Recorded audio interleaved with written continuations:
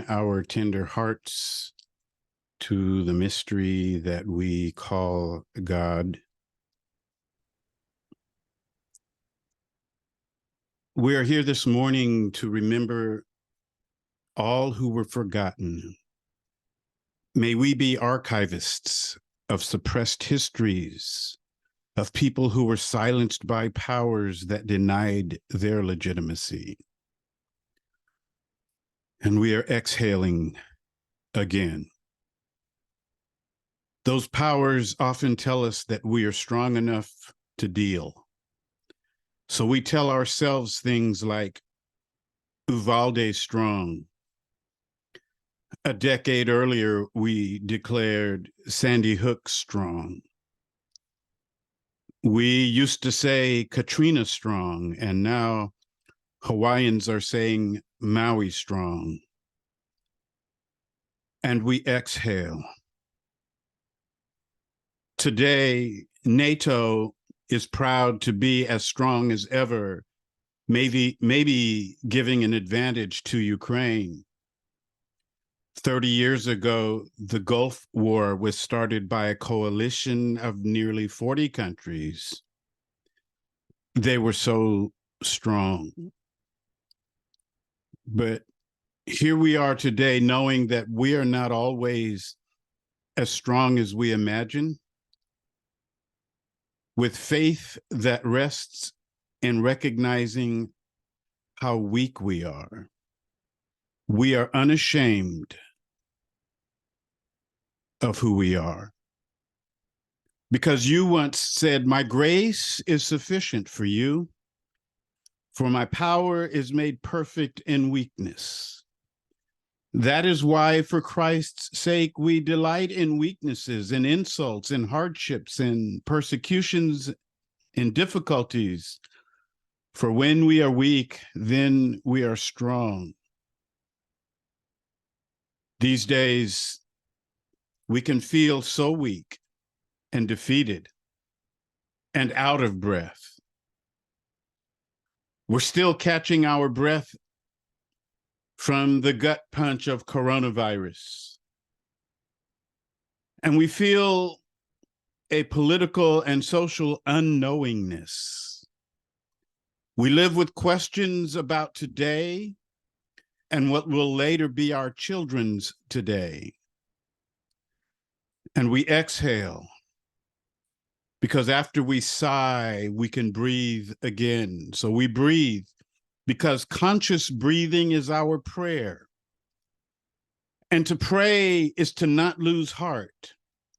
Maybe some of us just in the past week felt like we were losing heart a little bit, but we're going to be all right. We felt the burning heat of anger or the gray clouds of disappointment while realizing that a thing was not working out the way we hoped. But we did not lose heart. Each of us has our own issues, maybe a health challenge, a bereavement challenge, a financial challenge, a relationship challenge, a loneliness challenge, an impossibility challenge. So we breathe, because to breathe is to hope against hope. God, we called your number this morning so that you can tell us what to do. Show us, show me, show us the way out of no way, how to open doors that have been closed against us. We called your number this morning because we knew you would pick up. We are here together this morning to remind one another that our cups deserve to run over, because with you, all things are possible. We are not losing heart. We are taking heart. And somebody say, thank you, Jesus. Yes. It's time for our reading. I don't see Jade. She was going to lead us in today's reading.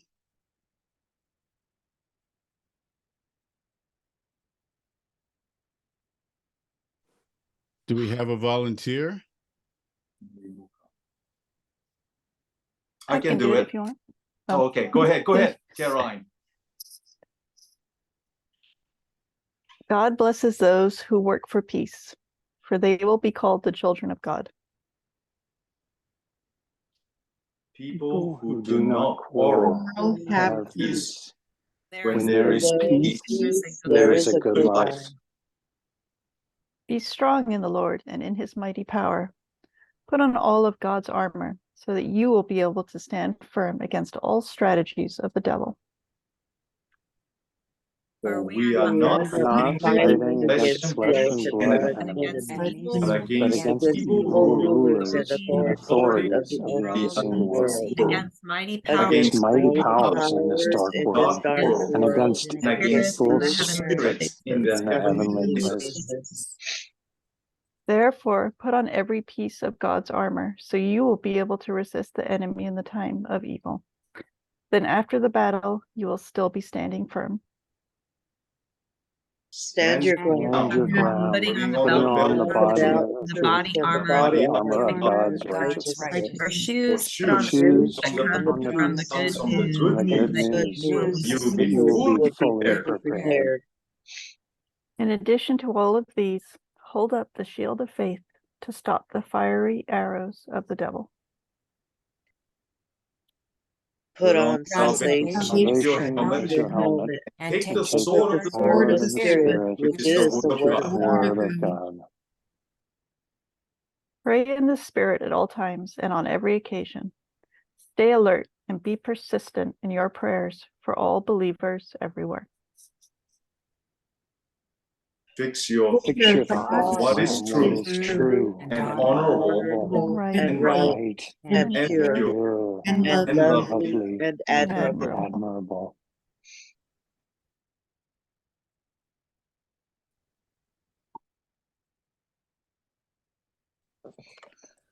Good morning, everyone.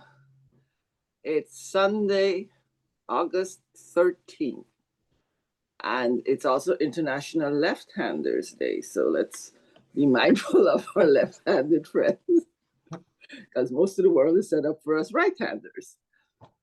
Anyhow, as Pastor said, today's voice is our very own Dr. Diane Fox, and I am so looking forward to that. If you're familiar with Diane, heard some of her comments in the past, you know we're in for a really interesting, thought-provoking, and informative talk today. Now, next in-person church will be on September 10th, 1915 Chapala, like it was last Sunday, and we had an awesome time. I encourage as many of you as can make it to be there. Our speaker was awesome. And then it was wonderful that we all just sat there, were able to move over to the pizza table.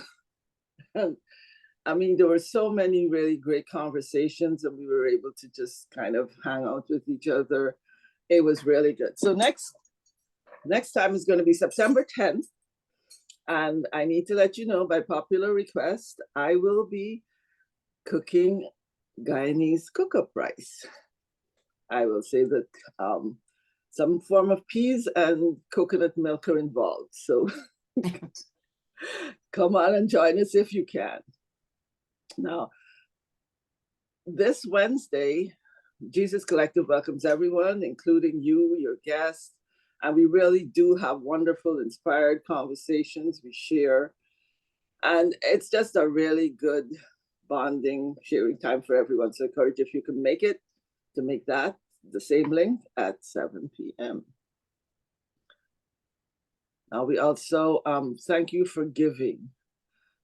We've simplified the giving process to one link, unless you use Venmo, Jesus Collective. Now you can go to our new website called belovedcommunitychurch.net. Used to be something else, but it is belovedcommunitychurch.net. And their Givelify is on that website. And your generosity gives Pastor David one less thing to think about.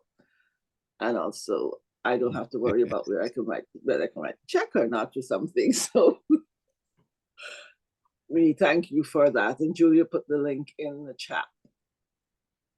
Now we'll share communion as usual at the top of the hour. So grab whatever you have available and join us for that. The next Sunday, August 20th, the theme will be the startling legitimacy of your story. And I look forward to that. We have two quotes today, one from Martin Luther King, the other from Walter Isaacson. And first is, if America's soul becomes totally poisoned, part of the autopsy must read Vietnam. Very thought-provoking there. And the second quote is, the US was responsible for leaving dioxins and other problems in Vietnam. I think that Agent Orange is a moral issue, and it goes to our decency as Americans and our willingness to take responsibility for what we did.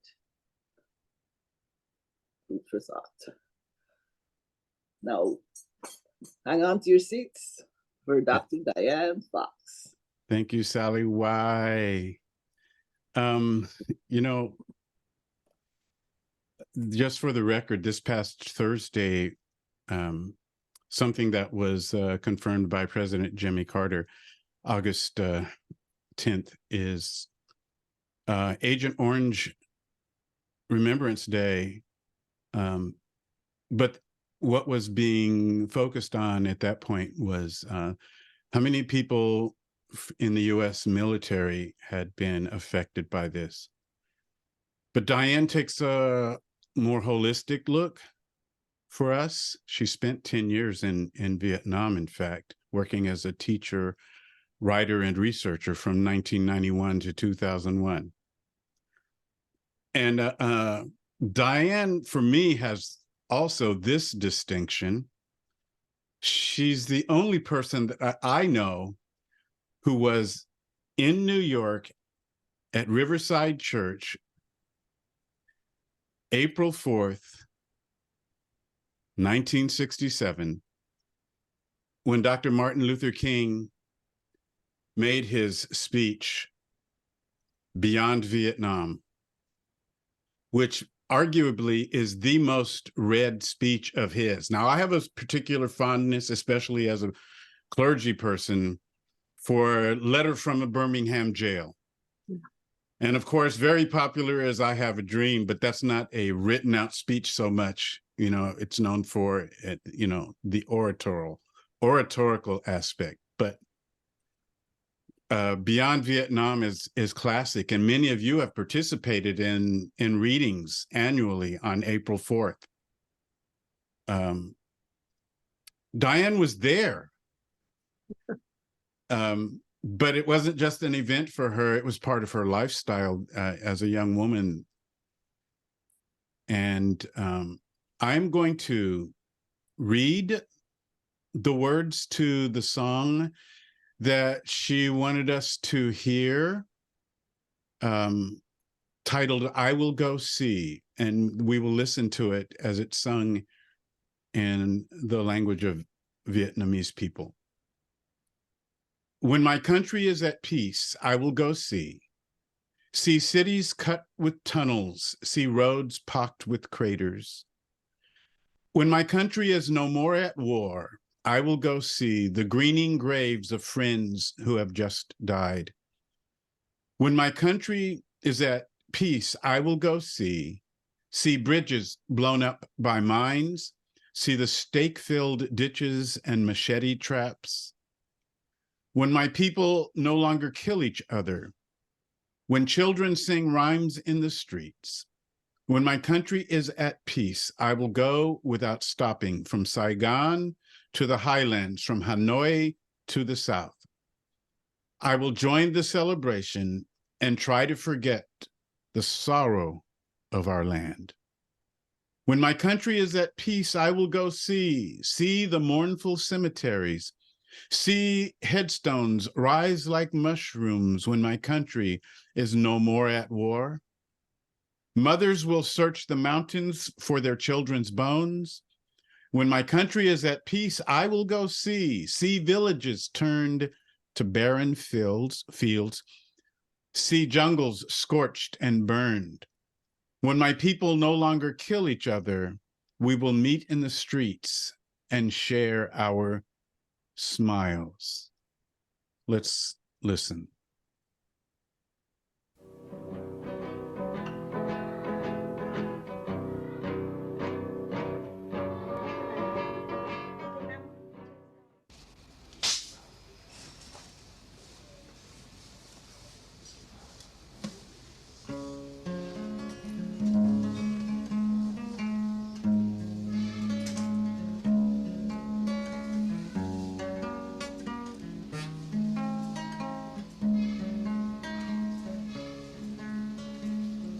Khi đất nước tôi thanh bình, tôi sẽ đi thăm, tôi sẽ đi thăm một phố đầy hầm, đi thăm một con đường như hoa.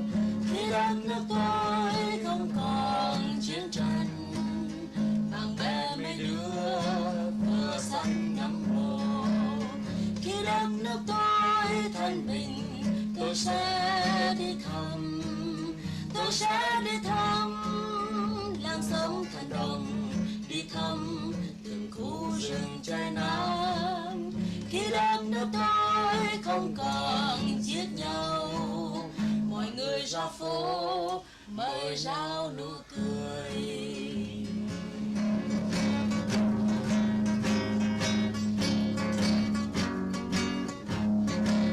Khi đất nước tôi thanh bình, tôi sẽ đi không ngừng. Sài Gòn ra chung, Hà Nội vô Nam, tôi đi chung cuộc mình và mong sẽ quên chuyện non nước mình. Khi đất nước tôi thanh bình, tôi sẽ đi không ngừng. Sài Gòn ra chung, Hà Nội vô Nam, tôi đi chung cuộc mình và mong sẽ quên chuyện non nước mình.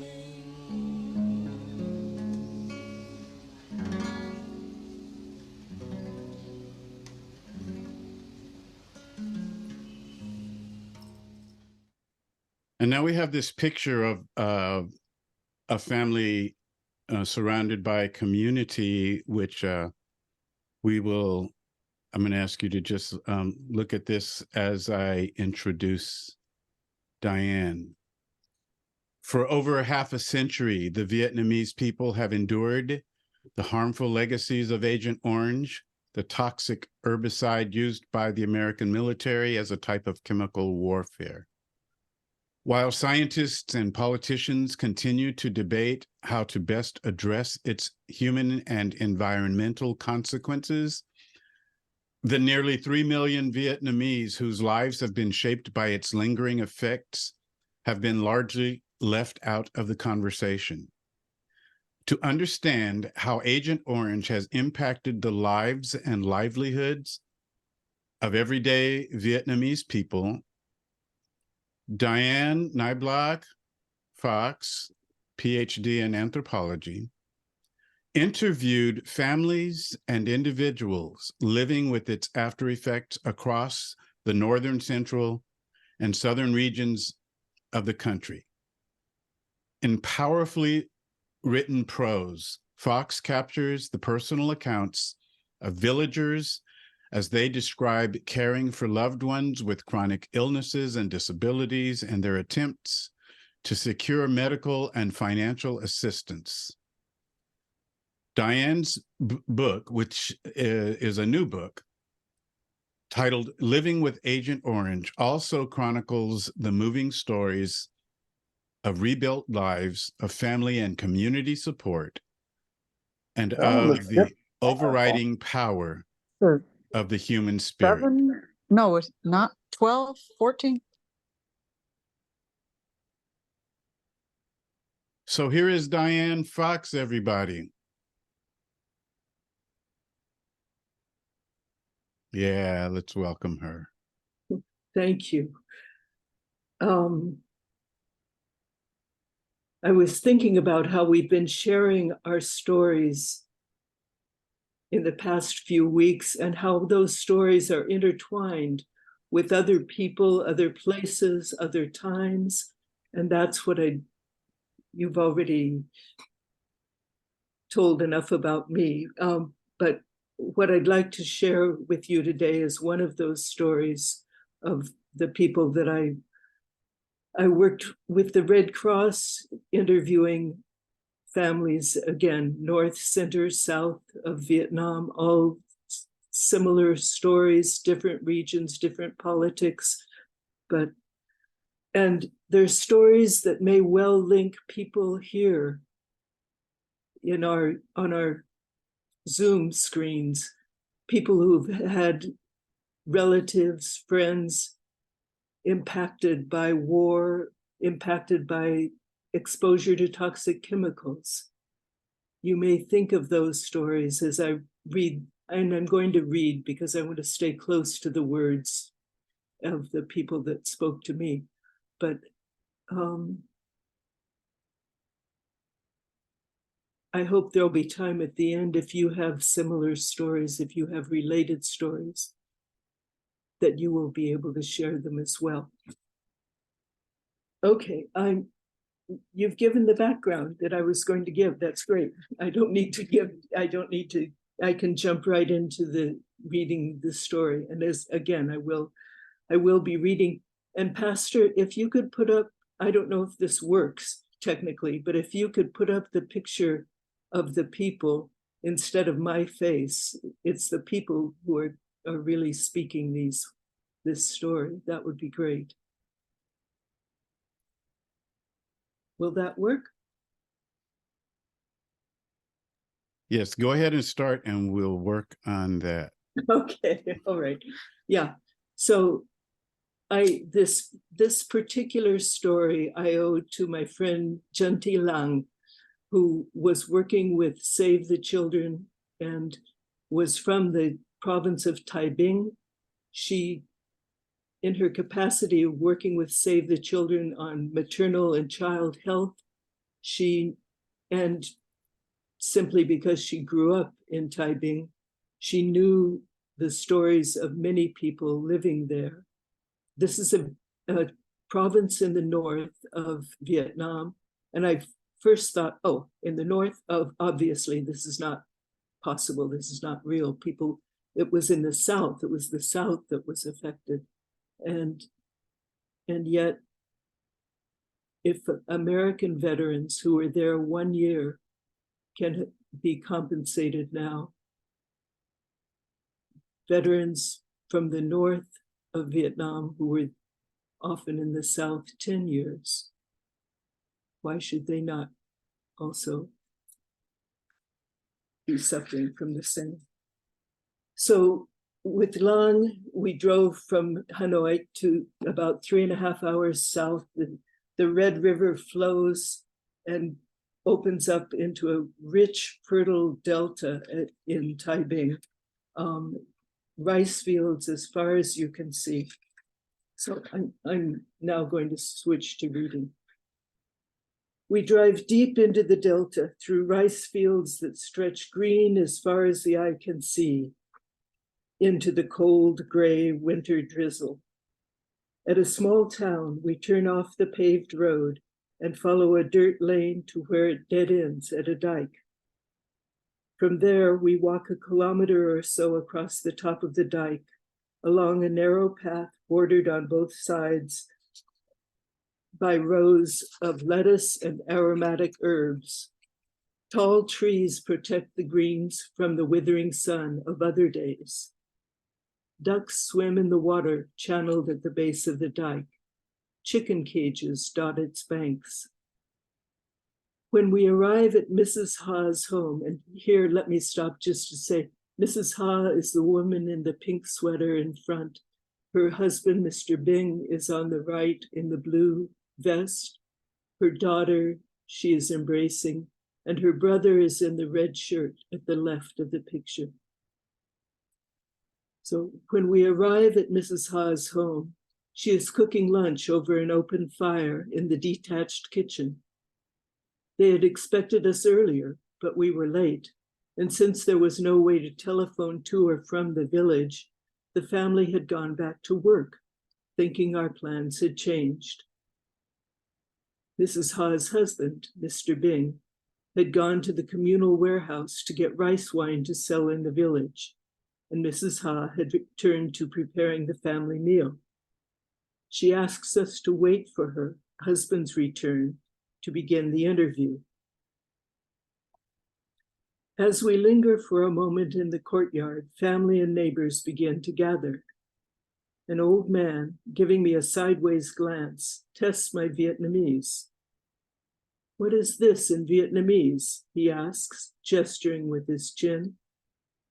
"Một ngôi nhà," I answer, "a house." He nods vigorously, then walks up the steps to the new brick house. It turns out, house is indeed a significant word, symbolizing the care given by the extended family. Mrs. Ha's older brother, a stocky man in a red shirt, khakis, and high rubber boots and a pith helmet, points to a mud-walled, thatch-roofed house on a low-lying piece of land across the way. "You see, that house over there was their house," he tells us. "The relatives got together to loan them money to buy this house." It is a loan the relatives know cannot be repaid. "My sister and her husband are far too miserable," the brother continues. "I mean, in a year, in roughly 12 months, they had to go to the hospital 30 times, and each time there is only us to count on." I think of what it would take to get a sick person to the hospital from there. Down the village lanes to the dike, across the dike to the small country road, through neighboring villages to the main provincial road, and then an hour or so by car to the provincial capital where the hospital was located. But they would not go by car. Would they go by motorbike? I have only seen bicycles in the village. Who would care for the children left behind? Who would look after the house and tend the crops? We go into the house and sit around a low table on small red plastic chairs. Mrs. Ha's brother pours us cups of tea. While we are waiting, Mrs. Ha tells us about her husband's many illnesses, recalling, "There was a time when the doctor at the hospital in town said, 'That's all we can do. Let him go home and wait for death. If he craves anything, let him have it.' His stomach was swollen and his skin was completely swollen and he couldn't go to the bathroom. Neighbors and then other women and then organizations gave a bit of rice, a few potatoes, some kernels of corn, and then I had to beg for each small contribution. And then I had a dream about going into the forest to get medicine for my husband. So I dove through the mud to get to the forest, all the way to Sapa, which is near the Chinese border. And there was the medicine to give my husband, folk medicine, and he took it and got better and did not die." My friend Lang turns the conversation to strains these illnesses have put on their marriage. "Do you ever get angry or think of leaving?" she asks. "Sometimes I refrain from speaking," Mrs. Ha replies. "And sometimes I argue a sentence or two. And then I reflect and pity him and cry, not knowing what to do. He is so thin. His skin is so dark. He is now reaching the time of old age and weakness. His life is like the wind." She turns to speak to the neighbors and friends who, some in shirt sleeves, some bundled in colorful sweaters and scarves, crowd the plank bed and little stools, or stand gently jiggling their toddlers up and down as they listen to our conversation.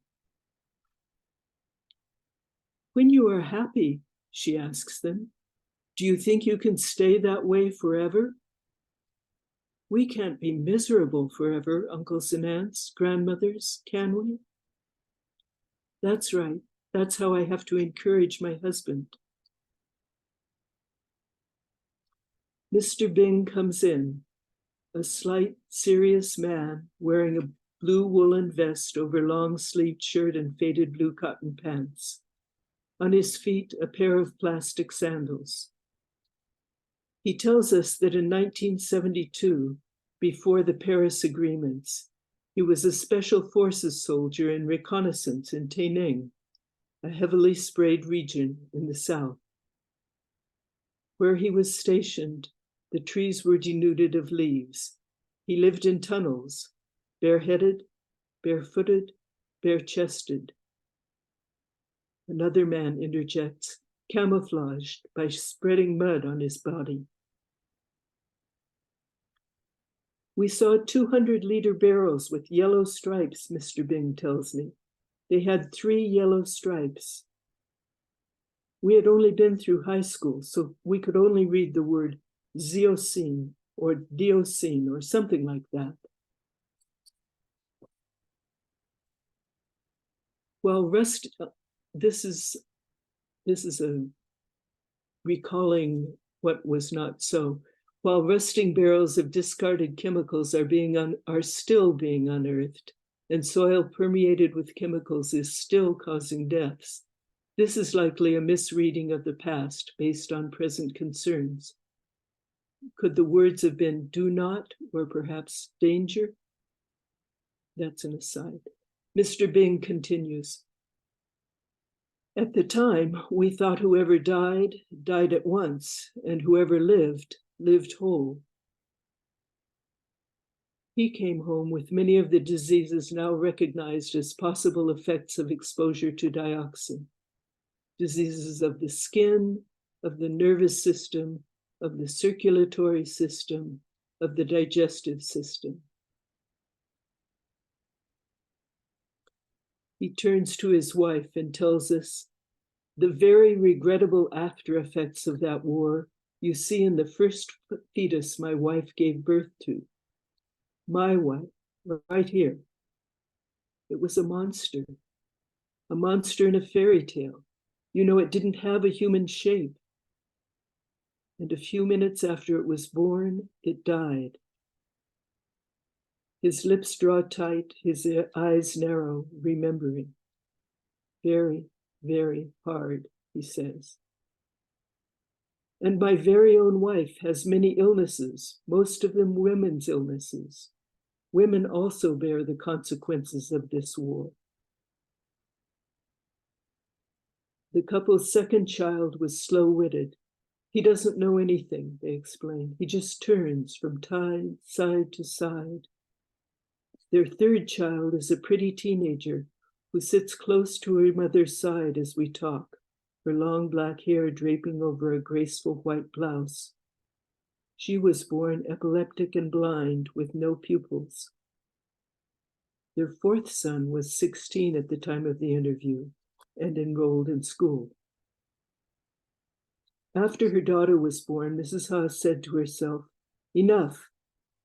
She explains that she didn't know whether the problem births were because of the war or because of fate, but she went to be sterilized. The procedure, which involved inserting medicine into her fallopian tubes, led to many complications, much loss of blood, and repeated operations. As we spoke, she was in pain with one side of her stomach swollen. This all started from giving birth to children like this, Mrs. Zaha explains, and voluntarily going to be sterilized. Then I was unlucky, and the consequence of sterilization was much illness. That made us spend a lot of money that a poor family doesn't have. A very hard situation, very desperate. But it is all for my husband, she continues, all for my children. So I try to overcome the difficulties. I still have to look after my husband and after my children, I know that my life is deeply entwined with his. I link my whole life with my husband and my children to carry the rivers and the mountains to my last breath, and only because of war.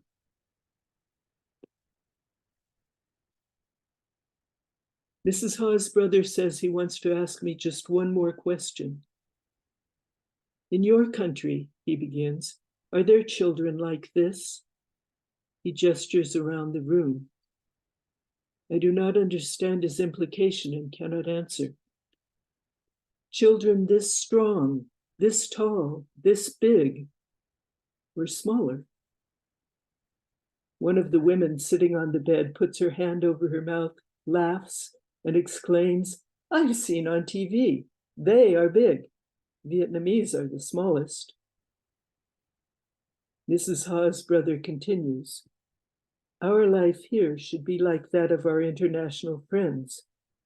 But because the war lasted far too long, all our lives, we lost the chance to study because at 18 we left school and took up the gun. When the enemy was gone, we came back to feed our children. But there was not enough. So they are sickly and puny like this, you see?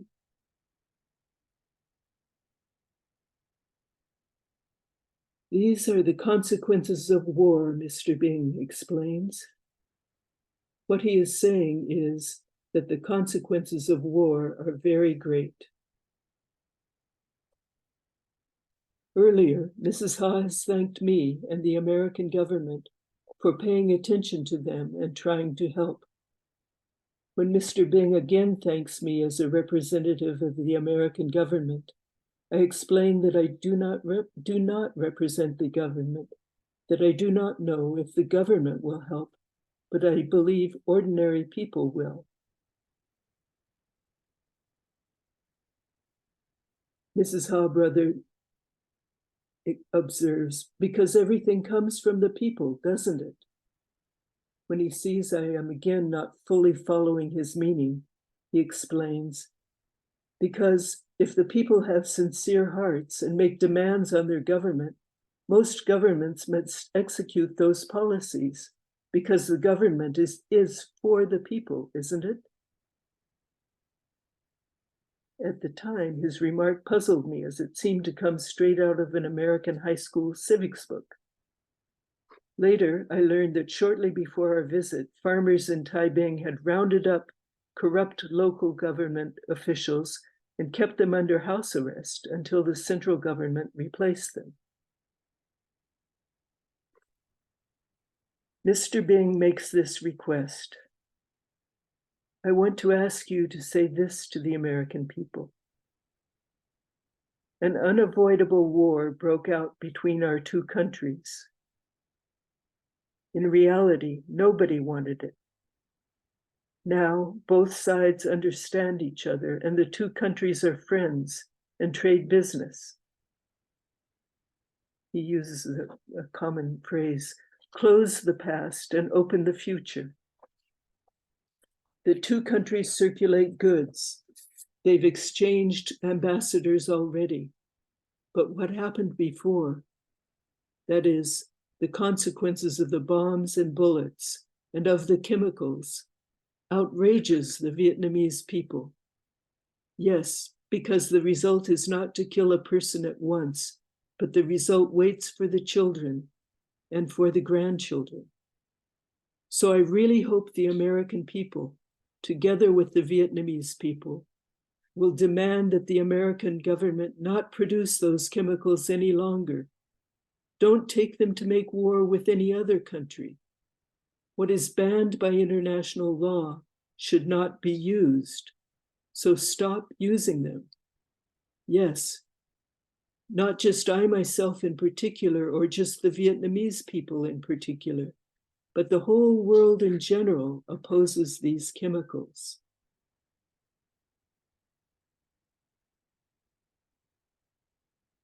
After his words, we fall silent, each of us alone with our separate thoughts.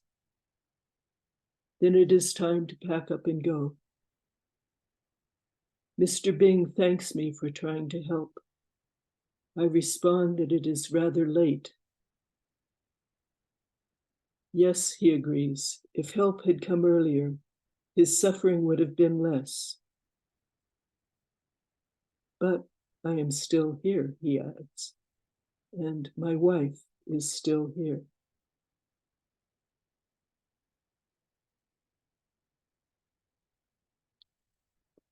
Other people told other stories. There are thousands of these stories, each unique, each part of a mosaic of the effects of war. As a Red Cross worker in another province put it, each family, its own set of circumstances. There are stories from the families of men and women in North who fought in the South and returned home with illnesses of their own, and whose children were born with birth defects, more birth defects, studies show, than the children of their fellow villagers who stayed in the unsprayed North to fight. There are stories told by combatants in the South, whether they fought on the side of the Saigon regime or on the side of the National Liberation Front. There are stories told by civilians in the South, millions of whom were exposed, including the especially vulnerable groups of pregnant and nursing women and their embryos, fetuses, and infants. There are stories told by Vietnamese Americans who in past times had to brave being branded as communist to speak out. And there are stories told by US, Korean, Australian, New Zealand veterans, stories told by civilians in Canada, Puerto Rico, parts of the United States, and literally dozens of other places around the world where the chemicals were manufactured, stored, transported, or destroyed.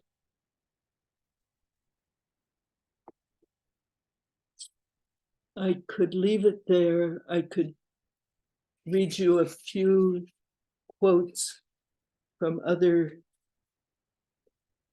people who told other stories. I will read a few quotes. I am carrying the weight of 3 victims. What happens to them after I close my eyes and float downstream? That was a repeated concern. The families were getting older. Who will take care of the children? That was from a mother in Hanam province in the north. And here's a woman from Aloi, a mountain valley in the center. Why does Vietnam in general, and myself in particular, have to suffer these consequences all our lives?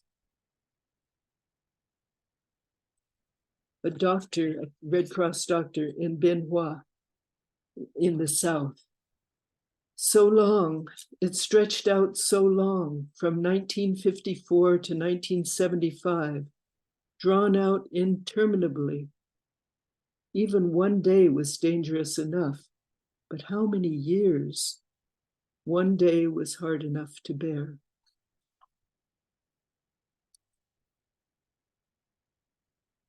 A pharmacist, again in Taiping province, who's had three sons badly affected. I apologized. We came with little cakes and tins of sweetened milk and apologized for just having these little things to give. He corrected me. He said, your attention, the attention of the American people, is a precious spiritual gift. But then another person said, another father in another province, we don't need your respect, we need help.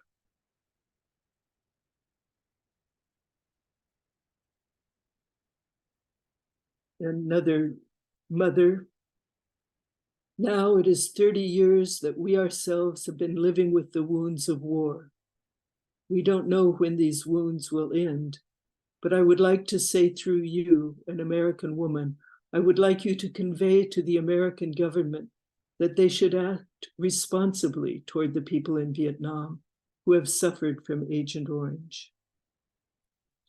And finally, a woman in Benoit in the South, who I felt closest to probably, a woman who had many illnesses herself from Agent Orange, and who had one hand shot off by an encounter with Americans, who yet insisted on offering friendship, and who used that 1.5 hand she had to make quilts,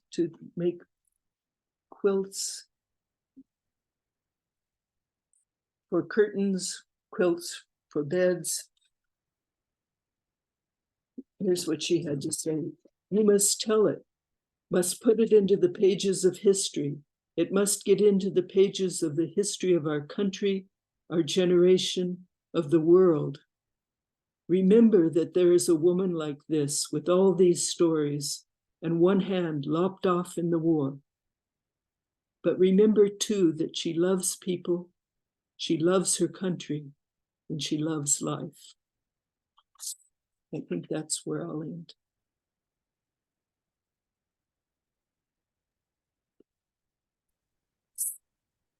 So Scott and I are leading this morning, the conversation. Scott, I'll maybe start it and then open it up unless you wanted to. Really. Diane, your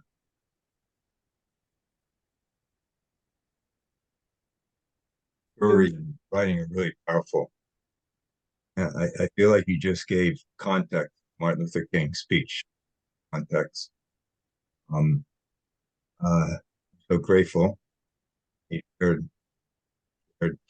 Barbara's actually been to Vietnam. I think she visited when you were actually there. Yeah. My closest connection is been trained by drill instructors who've been at Vietnam, Marine Corps, and worked for some police officers who were in Vietnam, who were older than me, and none of them were healthy individuals mentally and psychologically. I can't imagine having kids and stuff in my own family. What the Vietnamese people felt. There's 2 questions that hit me really big. One is, are they really forgiving? It just feels like the Vietnamese, it's phenomenal if that's what's happening. You get a sense of that. They're calling for us to do something. The other one I want to ask you is, how is it that Americans forget? Never happened. And I can see why your book is going to be important if we can get it out. But America just doesn't learn about its brutality and just continue. I mean, I'm thinking about the cluster bombs we're sending to Ukraine. I don't know if you can address these 2 things. Yes. Well, thank you for bringing up the cluster bombs. Yeah, I have friends who have been in Vietnam, stayed in Vietnam since the 90s, demining, getting the explosives out of the ground. More people have been killed in Vietnam by the leftover explosives than there were Americans who died during the war there. And we're talking deaths, not including the maimings, and it's little children who see these shiny balls in the fields and want to go play with them. It's farmers who are plowing their fields. Yeah, no, it's a huge thing.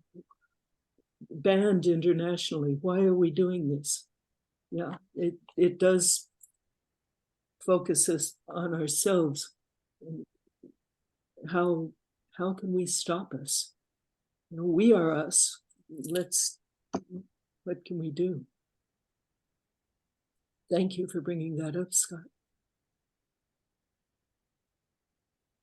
I wanted to say that I just so appreciate, and I think that this is what needs to happen, is for stories to be told, like for people to have a change of heart. I think when it comes to war, all wars, that it's meeting that one person, it's hearing that one story, it's making it personal. I mean, we can hear on the news and we get desensitized, but I think it was so powerful for you to read about that one family and that one story. So thank you so much. I want to read the book. Because you had started out with people on this Zoom call having stories and connections, if not to Vietnam, to other stories. So I want to open it up to that.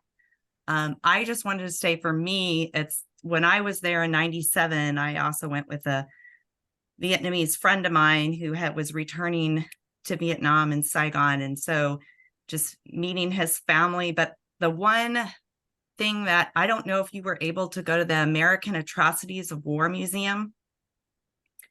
That was like so powerful to me. I still remember it. They had babies like in fermented bottles still of the effects of Agent Orange. And I believe when I was there or shortly after, they were changing the name of it. And I thought that was so horrible that they were changing the name. It was something very sanitized. I forget what the name of it was. I don't know if you could speak to that, but how powerful that museum was in the remembering. And now I feel like Vietnam has become kind of like a vacation spot. And people are going, I'm hearing more and more people going, I'm not saying that's a bad thing, but I'm saying that it's kind of taking away some of that history and the remembrance. I'll go back to yes, I think you've already said it all, Barbara. I'll go back to the song by Chin Kum Sun. I hope to forget the sad history of my country. There is a place for remembering the history, and there's a place for being able to live beyond that history. And yes, there was political manipulation on the part of the US government to get that name change that you're talking about. But there's also the desire to live beyond being stuck in that horrible past.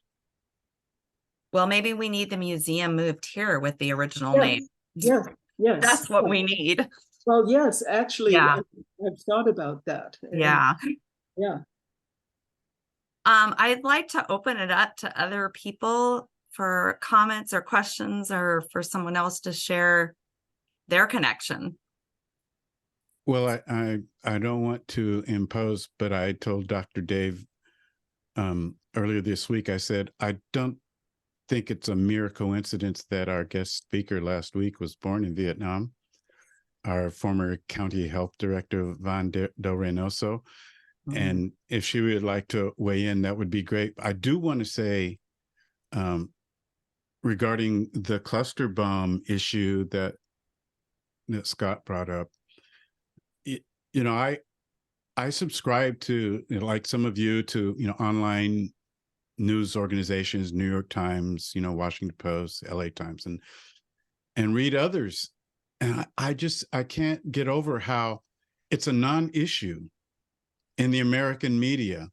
But then when I read, the BBC, Al Jazeera, The Guardian, and, organizations from other countries, they're appalled. They're appalled that these cluster bombs are re-entering the conversation. And so I just wanted to express my dismay. But Vaughn, do you have something to add? Sure. Thank you, Pastor, for the invitation to share. So Scott, to your earlier question about are Vietnamese people really forgiving? And I think part of that answer is that we are a resilient culture. 4,000 years of domination of, by the Chinese, by the French, and by the Americans, right? And so you can either, there's a national song about, 1,000 years of that all children are taught to sing, 1,000 years of domination by the Chinese, 100 years domination by the French, and 20 years by the Americans. But that liberty, that happiness belongs to us still. So I think in overcoming atrocities, it's the spirit of the people to be resilient, and to be resilient means that you have to forgive and you have to move on, and you have to become friends with those who have hurt you. So that's I think that's what I sense. So my sister, I left Vietnam in 75 as the country was burning down, and the South Vietnamese lost the war. So I went back to Vietnam in 1994, and having gone through the American education system, I started in first grade here in the US, and have gone through the universities. You're taught that it was righteous for us to be in Vietnam because we liberated, or we tried to liberate the Vietnamese people. But so when I returned to Vietnam and visited my family in 94, that was not the perspective. It was very, very different. And then that's when I started questioning, what was our role there? And was it righteous as the American education system make it to be? I mean, having gone through our education system, there is really very it's a very one-sided conversation. It's a very one-sided teaching of history.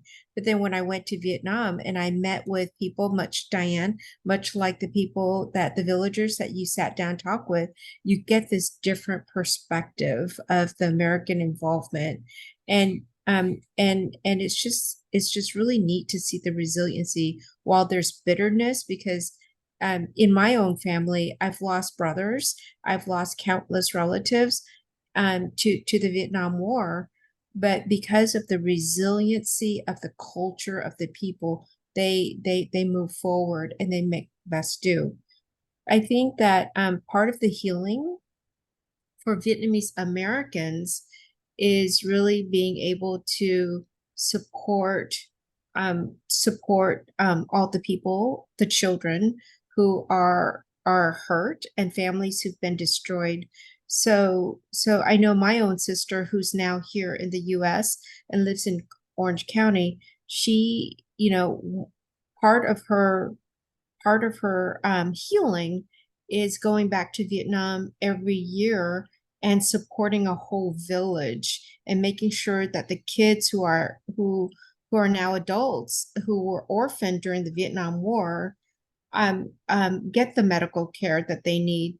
And the children, the generational deformities that still continue, are getting support or getting some dignity with daily living. So I think that that's part of also the resiliency of Vietnamese Americans who are conflicted, right? Because if there were South Vietnamese, on one part, they're grateful that the US was involved and that there's an opportunity as refugees to come here, like myself.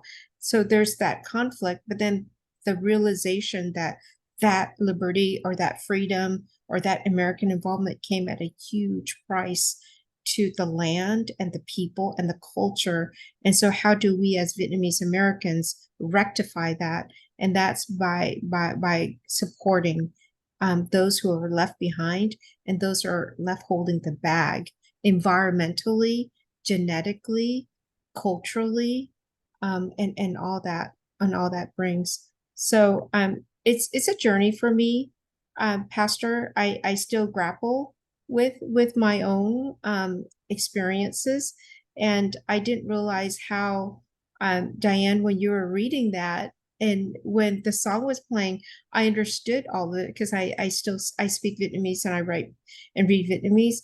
But just that trauma that gets re-triggered, all the suppressed memories, and I'm still in that space where it's very difficult for me to read books like The Sympathizer. I can't pick it up without reading a few chapters, and it's still on my bookshelf. And how long have I had that book?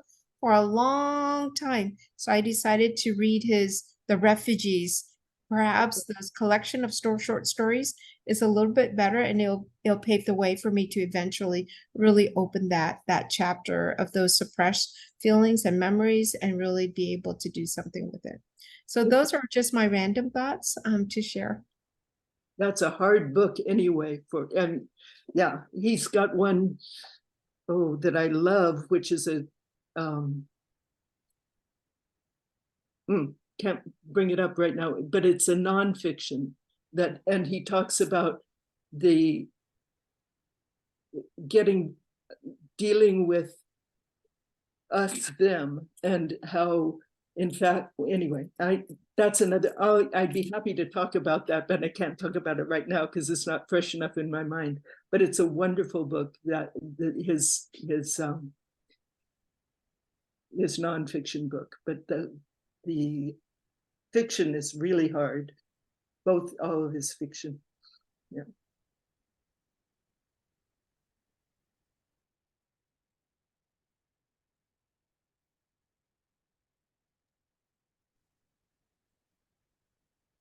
there anyone else who would like to share or has a comment?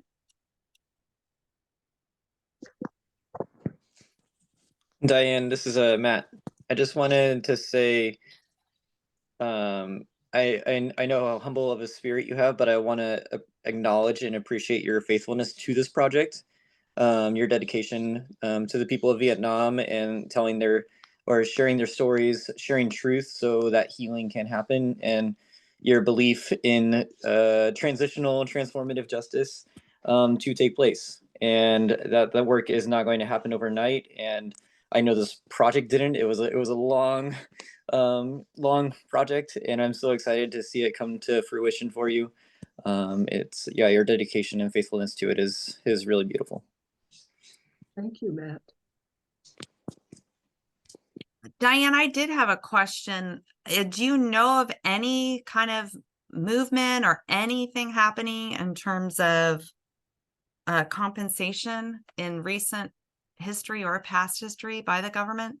Yes, by groups, a lot of groups, as Van has talked about, individual groups. So there's something called the War Legacies Project. There's Project Renew. These are American kinds of groups, but there are lots of Vietnamese American groups, many. As for the government, finally, yes, Patrick Leahy, if you know the name from Vermont,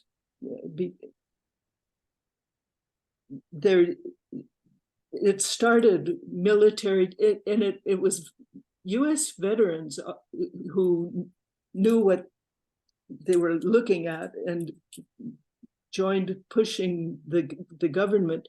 But the base at Da Nang has been cleaned up. There were hot spots, as they were called, left in Vietnam where the dioxin was still contaminating people decades later.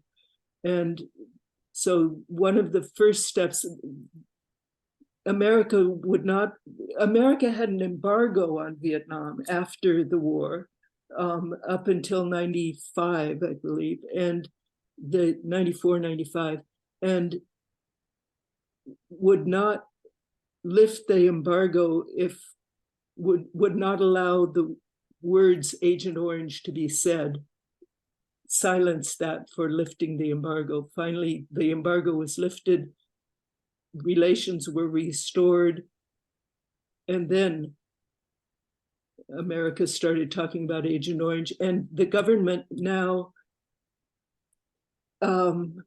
sorry, I get very emotional about this, but the has dug up the earth at the Da Nang airfield, has mitigated the dioxin there, has now moved to Bien Hoa, which is across the river from Saigon, Ho Chi Minh City, and where this woman, Mrs. Hong, lived.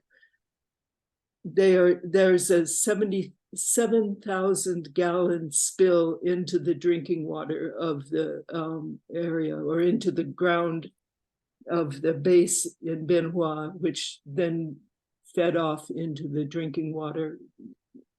Anyway, lots of more stories about that.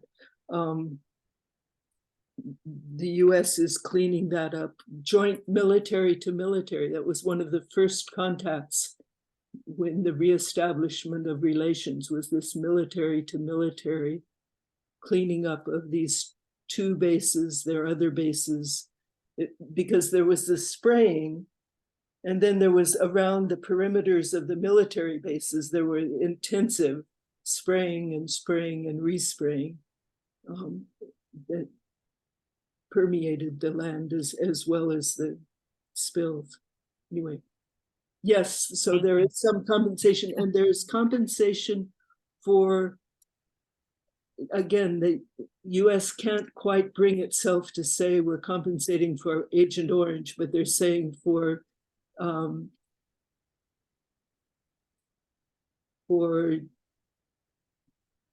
disabled children, whatever the cause. Okay. But they are giving some compensation. And USAID has surveyed 6 of the most heavily sprayed provinces and has compensated about 10% of compensated. How do you compensate? That's a ridiculous statement to begin with. But they have given some support to 10% of the families that they themselves have acknowledged. Thank you. Yeah, Neil? Ernie. Yeah. Ernie had her hand up. Exactly. I'm going to first admit Scott's sort of pushing me out there to see if I can join in the conversation. But Diane, thank you so much. It's hard to listen to you and not feel what's still inside of you from your experience. And the word war is very difficult for me. And do we learn as different societies, or do we continue to be aggressive and powerful? That scares me the most. Also, I am the parent of 2 children. Their father was a Marine in Vietnam, and it's a long war that we did not win. And maybe God steps in there sometimes so that somehow it stops. I don't always have the answers to many things, but my husband had 2 Purple Hearts. He did not care about them. He was wounded and he died at 46 from complications of heart problems and coming back PTSD without being compensated and other things.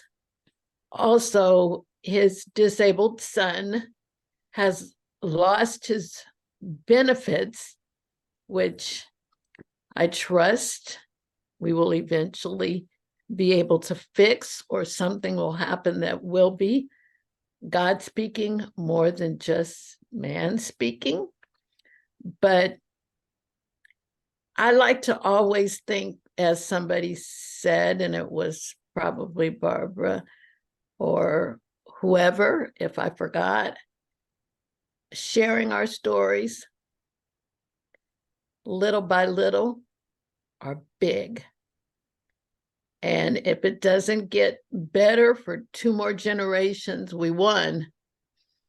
And none of my problems could ever compare to countries who have had to live through the wars for generations after generations. And I just want to thank you for that. And I'm sort of choked up. I get choked up easy, but I'm a people person too. And I know that I have to trust and believe that these things that we do, whatever they are contributing to our to our healing because we're all affected, whether we see it, but it will affect us all. Thank you again, Diane. Oh, thank you. Thank you for sharing. Thank you so much, Ernie. Oh, Don has his hand up too. Sorry. Yes, we'll take this last one, but first, Ernie, and I may be way out in left field. But has it ever been speculated that your son's disability is kind of a residual, vestigial Agent Orange effect from your husband? You just muted. You're muted.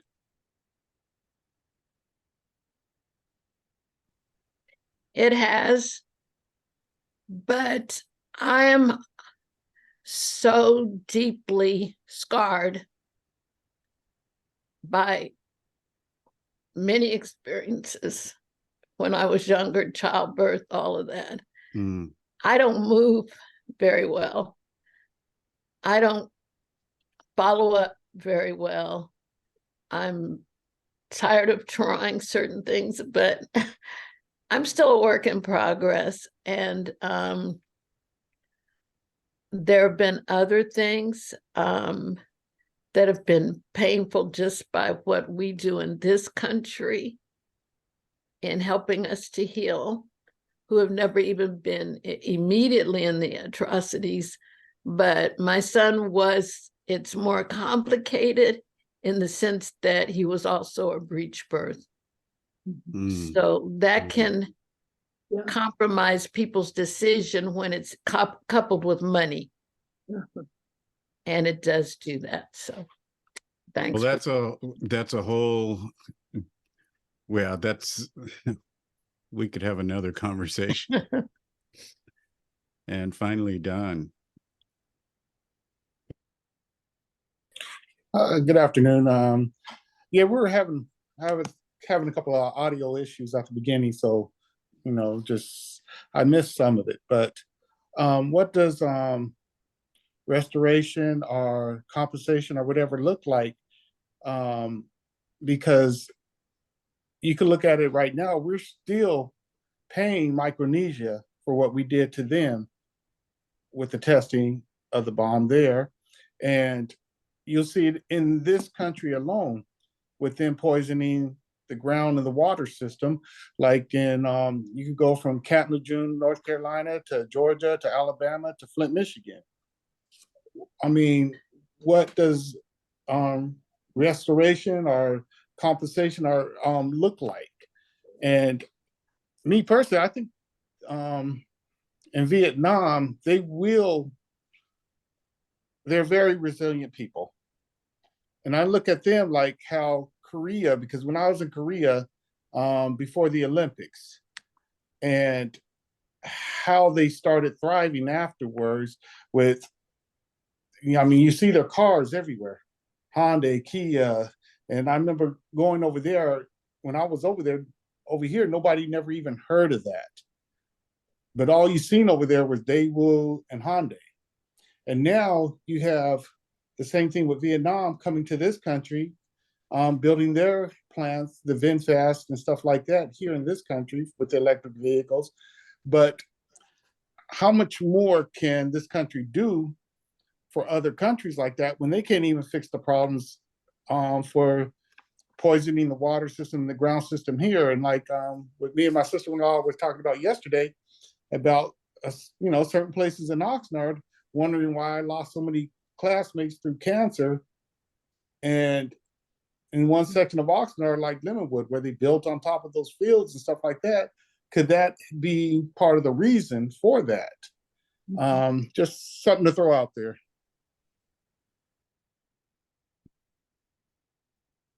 Do you have any thoughts on that, Diane? I would say both and, not either or. Yeah.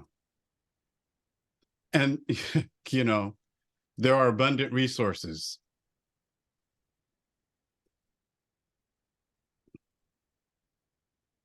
So, yeah. Scott just posed in the chat, imagine what we could do with the 1.2 trillion we are spending on modernizing nukes. There you have it. I mean, there are abundant resources. The terrorism of capitalism. Yeah. Anyway, we have actually, this has been so rich and moving, but we've gone a lot longer than we usually do, and I actually feel like we could keep going a lot longer, because it's not like we have started or restarted a conversation is what's happening, because we haven't resolved. We're just here to make sure that we're part of clearing the air. And so can we all take this moment before Kenichi leads us in communion to say thank you to Diane for being. Yeah. Thank you to all of you. Thank you. Thank you. And my battery is about to expire. I'm going to move. And and just reminds me, I got a message from Jade, who was going to lead our reading. When you offer to do something and you can't do it, it can, be excruciating. And her computer crashed. And so be gentle with Jade. I started out today saying that I felt like there was a special kind of sacredness to us having Diane Fox present, and the privilege of hearing from her. And now we will bring our time to a close as Kenichi leads us in communion. Hi, everyone. This was pretty heavy. And,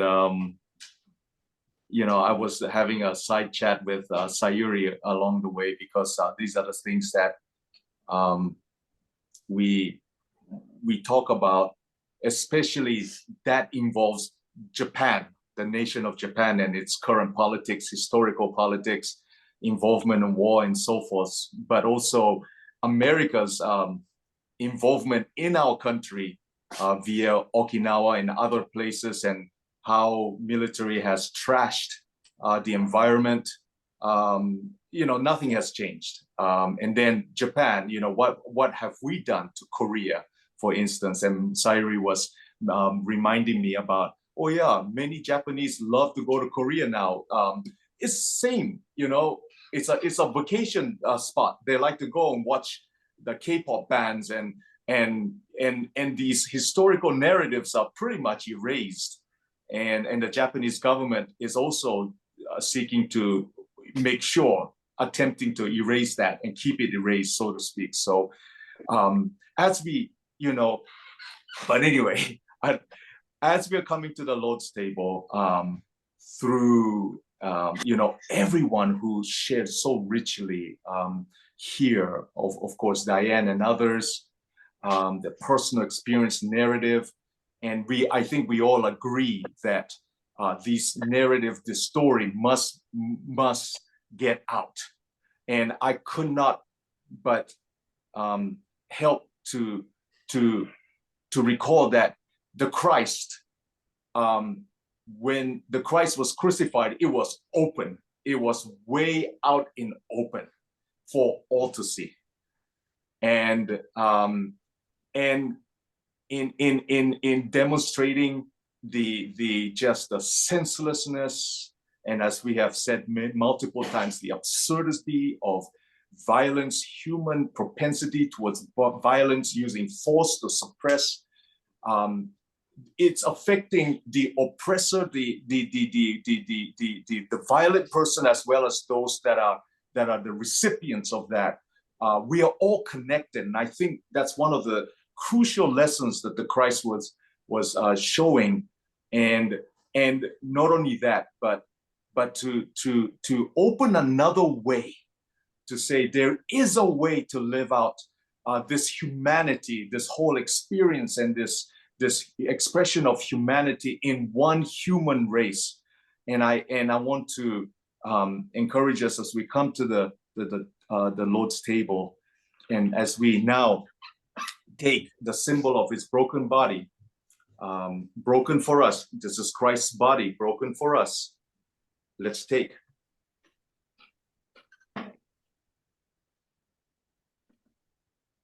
And then this is the blood of Christ shed for us. Let's all partake.